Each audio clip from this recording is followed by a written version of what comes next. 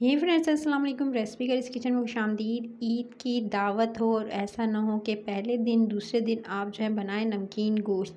नमकीन गोश्त जो है वो बहुत ज़्यादा अथेंटिक पेशावरी रेसिपी है जो कि सिंपल मिसालों से बनाई जाती है और इसका जायका इतना लजीज होता है। इसके लिए आपको सबसे पहले लेना है, आप दुम्बे का गोश्त ले लें, उसकी चर्बी के साथ और हड्डियों के साथ आपने गोश्त लेना है।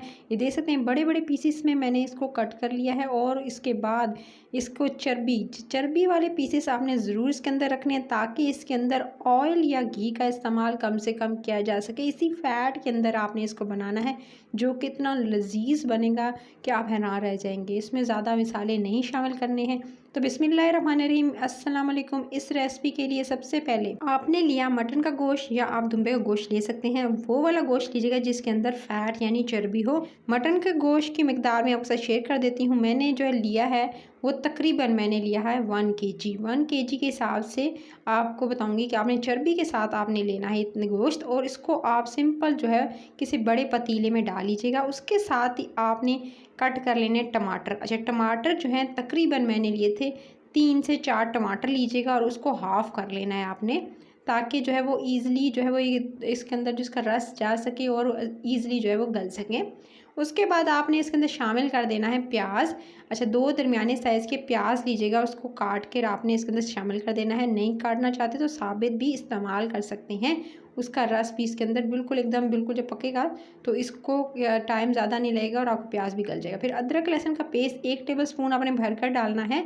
नमक इसके अंदर जाएगा 1.5 टीस्पून, 1.5 टीस्पून आप इसके अंदर नमक का इस्तेमाल करेंगे। अदरक और लहसुन का जो पेस्ट है वो आपने इसके अंदर ज़रूर शामिल करना है, नहीं तो साबित जवे भी लहसुन के इस्तेमाल कर सकते हैं। फिर सफ़ेद मिर्च का इस्तेमाल कर रही हूँ, आप काली मिर्च का इस्तेमाल भी कर सकते हैं। 1 टीस्पून के करीब मैंने इसके अंदर इस्तेमाल किया है। और फिर आपने इसके अंदर 1 गिलास पानी शामिल करके इसको कवर करके आपने छोड़ देना है। अच्छा, पहले इसके अंदर तो 1 से 2 बॉयल आने देंगे और ये दे सकते हैं 1 से 2 बॉयल आएंगे तो ये क्या होगा कि आपने इस ढक्कन हटाना है और ये जो छिलके हैं ये आपने टमाटरों के ये इसके ऊपर से उतार लेने हैं। इस तरह से आप इसके छिलके उतार लीजिएगा ताकि जो इसका पेस्ट और प्यूरी है वो सारा का सारा इस गोश्त के साथ मिक्स हो जाए। तो ये आप देख सकते हैं काफ़ी हद तक जो है वो टमाटर भी सॉफ्ट हो गए। इसको मैंने सिर्फ और सिर्फ 5 मिनट जो है कवर करके छोड़ दिया था और जो प्याज हैं वो भी तकरीबन गल चुकी हैं। अच्छा, अभी गोश्त नहीं गला है, गोश्त में पानी भी आपको नज़र आ रहा होगा। अब आपने इसको मज़ीद आपने ढक्कन लगाकर छोड़ देना है तकरीबन 15 से 20 मिनट के लिए।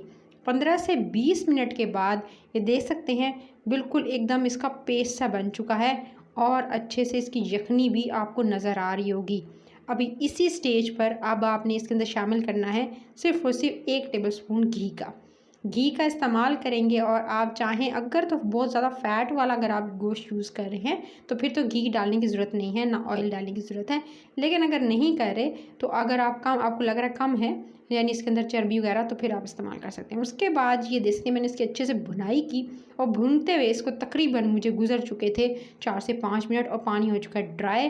जब अच्छे से ड्राई हो जाए और आपको साइडों पर घी नज़र आने लगे आपने सिर्फ और सिर्फ आधा टीस्पून इसके अंदर पिसा हुआ गरम मसाला शामिल करना है। ऊपर से हरी मिर्ची और धनिया काट के आप शामिल कीजिएगा और इसको मज़ीद 1 से 2 मिनट आपने अच्छे से कुक करना है। अच्छे से कुक करेंगे और ये दे सकते हैं मज़ेदार सा नमकीन गोश्त बग़ैर मिसालों के। और ये गोश्त भी देख सकते हैं कितना अच्छे से गला हुआ है, मैं आपको दिखाती हूँ। ये देख सकते हैं बिल्कुल एकदम मुंह में घुल जाने वाला गोश्त। और आप जैसे फ़ैट के साथ बनाएंगे ना तो इसका जायका और ज़्यादा अच्छा आएगा। सो जी गाइस, इसको बस आपने सर्व करना है अपने मनपसंद जो है वो नान रोटी के साथ या पराठों के साथ। ईद उल अज़हा की नई नई रेसिपीज़ डेली लेकर आ रही हूँ। अगर नोटिफिकेशन चाहते हैं तो बेल आइकन को प्रेस कर लें और सब्सक्राइब कर लेंगे, नोटिफिकेशन मिलेगी। मज़े मज़े की रेसिपीज़ को एंजॉय कर सकेंगे और बना सकेंगे। सो आज की नमकीन गोश्त की रेसिपी जो कि अथेंटिक पेशावरी नमकीन गोश्त की रेसिपी आपके साथ मैंने शेयर की है। सो आप इसे एज इट इज़ ट्राई कीजिएगा और लाइक शेयर और सब्सक्राइब करना मस्ट है। अपना बहुत सारा ख्याल रखिएगा। टिल द नेक्स्ट वीडियो फिर मिलती हूँ। Take care.